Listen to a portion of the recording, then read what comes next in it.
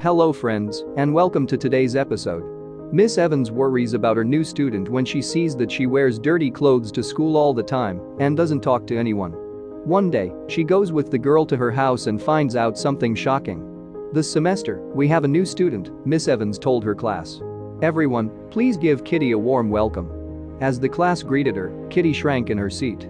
Some peers asked her where she was from and why she was there. This made the young girl even more uncomfortable. Miss Evans knew why the girl had to start school in the middle of the school year. When she saw the transfer papers for little Kitty, her heart hurt. She quickly got the other kids' attention. I'm sure that over time, we'll all get to know Kitty better. Now, though, it's time to do math. The students groaned as they pulled out their workbooks. Kitty didn't say anything. She lowered her head, so her dark hair covered her face.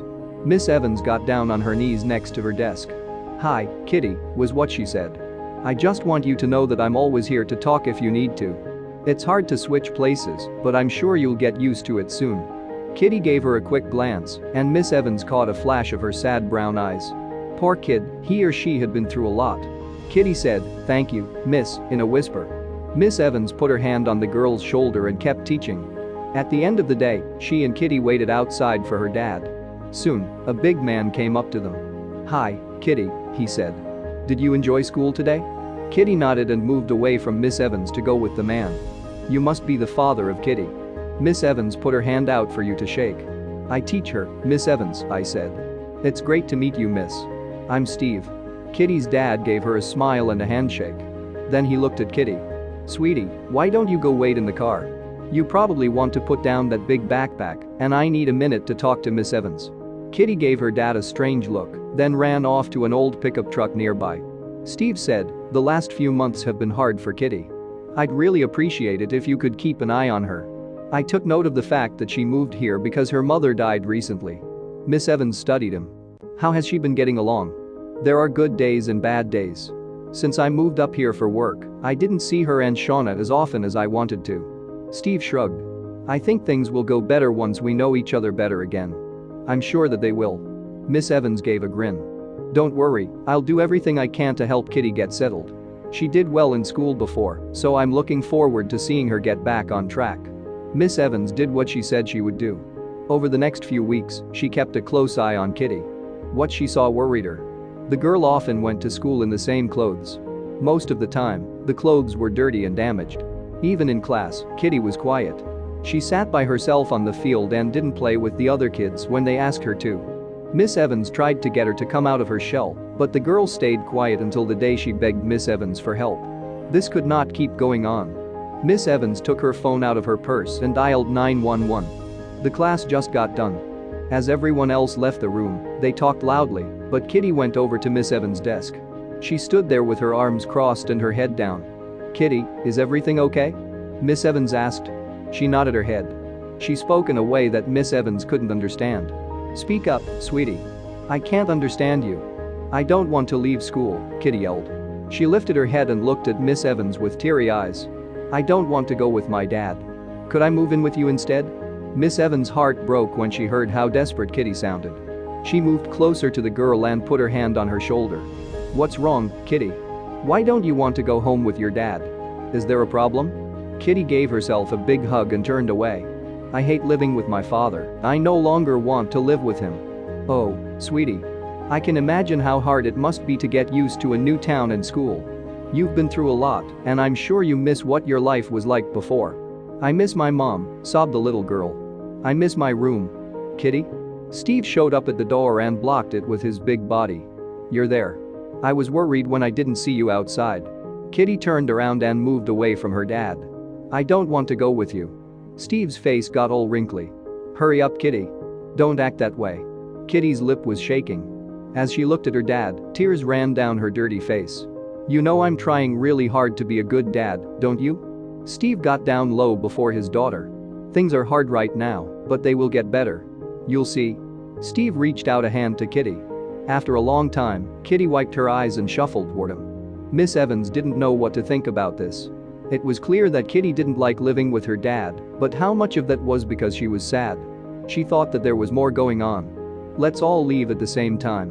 Miss Evans stood up and held out her hand to Kitty.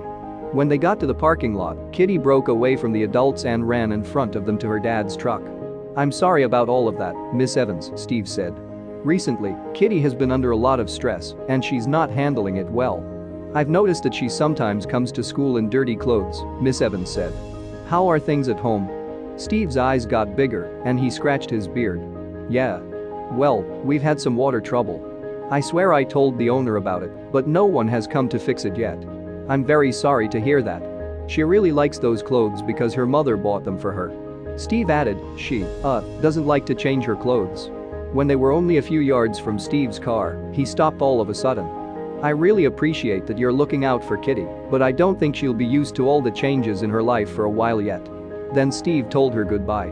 Miss Evans watched as he got into his pickup truck. When he drove away, the car growled and let out a horrible cloud of smoke. Even though Steve tried to reassure her, Miss Evans kept worrying about Kitty. She stopped wearing dirty clothes to school, but now she was often late and started skipping lessons. Miss Evans noticed one day that Kitty's face looked pale and tired. She had dark rings under her eyes, and it looked like she could hardly stay awake in class. Miss Evans began to think that something was very wrong with Kitty, so she decided to find out what was going on. She gave the class some work to keep them busy, then went outside to call Steve. "Hello? Hi, Steve. Miss Evans is Kitty's teacher. I'm calling because I've noticed Kitty seems tired at school a lot." "That's because we've had to stay up late to work on her homework," Steve said. "I've been working late too. I can't help her with her homework earlier in the evening because of this. That work is a lot harder than what I did when I was her age. Well, Kitty seems to be having a lot of trouble, so it might be best to get her a teacher. I'll write down some numbers and give them to Kitty so she can give them to you." "Thanks, Miss Evans. You're very nice to do that." Miss Evans was about to close the classroom door later that day when she saw a folded piece of paper on the floor near Kitty's seat. She picked it up and saw that it was the note with the math teacher's phone numbers that she had given to the girl. Miss Evans didn't understand. Why would Kitty throw away the paper if she was having trouble in school? She ran to the window to see if the girl had left yet. Steve and Kitty were just leaving the school grounds when I saw them. They were walking, and Steve held the girl's hand and carried her backpack on his shoulder. Kitty's head was down. Miss Evans gave a nod. That girl had a lot of problems, and she would find out what they were today. Miss Evans ran to her car in a hurry. She was set on following Kitty and her father, but by the time she got to the street, they were gone. The next day, when Steve came to get Kitty, Miss Evans was already there. They left again on foot, and Miss Evans went with them. Before they got to the old pickup truck that Miss Evans remembered, the father and daughter had to walk a few miles. It was parked in a spot on the edge of town that was empty. Steve opened the door to the car and put Kitty's bag inside. Then he reached in and put something over the windows. When he was done, Kitty got in the cab, and Steve closed the door. He went around to the back of the truck and sat there. Miss Evans had no idea what was going on. Soon after, Kitty came out wearing different clothes.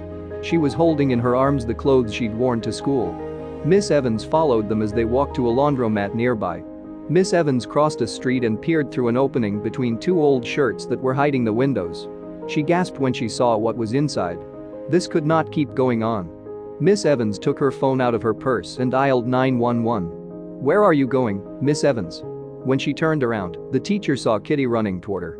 Steve was a few steps behind her and was shocked by what he saw. "I'm going to put an end to this." The cops then showed up. They asked to look inside Steve's car and shook their heads when they saw folded piles of clothes, pillows, blankets, and a teddy bear on the dashboard. Everyone could see that Steve and Kitty lived in the truck. It's only for a short time. Steve looked back and forth between Miss Evans and the cops, as if he couldn't decide who to talk to. "I lost my job because I hurt myself at work, but I'll get another one soon. Then we'll no longer be homeless. I swear I don't mind it so much," Kitty said. "My dad brought my pillow and my teddy bear, Freckles, so I can be happy, and I promise I am." The little girl grabbed the hand of a police officer. "Please don't take away my daddy." "Honey, no one wants to take you away from your dad," the police officer said, "but you can't keep living like this. Soon it will be cold, so you need a place to stay where you will be warm and safe." The cop then looked at Steve. "Sir, I'm taking you and your daughter to a shelter. They will help you get back on your feet and take care of both of you." Steve and Kitty went to the shelter, and Steve was later taken to a recovery center for his work injury. In the meantime, Miss Evans set up a private meeting at the school for the parents. She told them what was going on with Steve and Kitty. The school set up a way for Steve and Kitty to raise money. They raised enough money to rent Kitty and her dad a small apartment and gave them all the furniture and tools they would need. Over time, Kitty went from being a quiet, shy child to a girl who always had a smile on her face. She was the best student in her class and got a full college scholarship because of it. That's it for today, friends. Please let us know what you think about this story. Thank you for watching, and we'll see you soon for more amazing stories.